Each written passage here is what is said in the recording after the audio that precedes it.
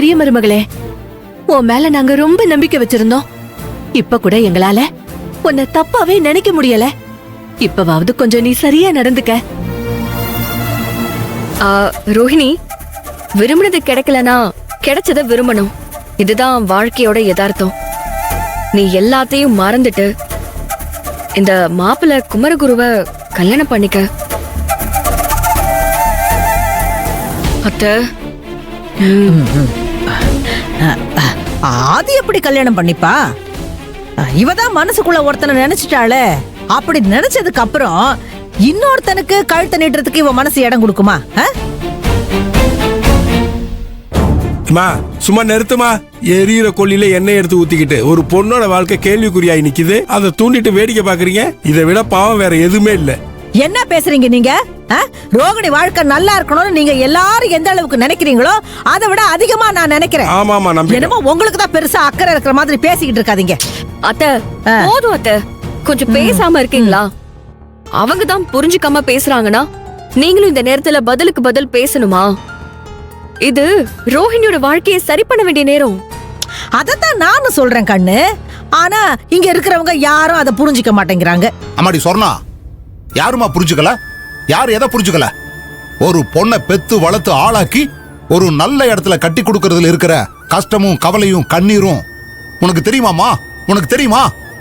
பேசாம இருந்துக்கோ.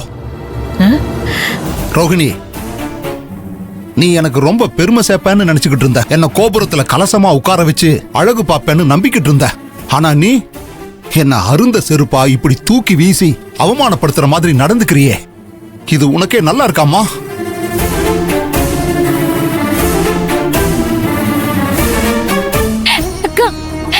ஏன்கா இப்படி பண்ற?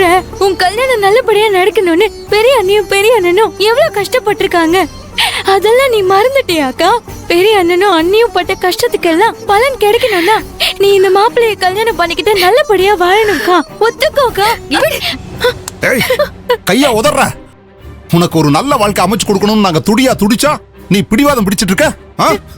எனக்கு ஒரே ஒரு பொண்ணு தான் நான் நினைச்சுக்கிறேன். நீ செத்து ஒளி.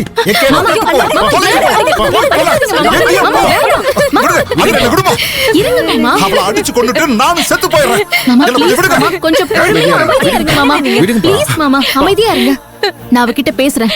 இங்க பாரு ரோஹிணி, நான் சொல்றத கேளு. தயவு செஞ்சு இந்த கல்யாணத்துக்கு ஒத்துக்கோ. இந்த கல்யாணத்தை நீ ஏத்துக்கோ. கண்டிப்பா உன் வாழ்க்கை நல்லா இருக்கும். எதையும் யோசிச்சு உன் மனச போட்டு குழப்பிக்காத. நீ நினைக்கிறது நடக்காது.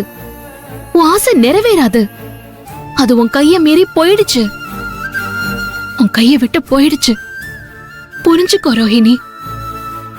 நான் சொல்றத நம்பு.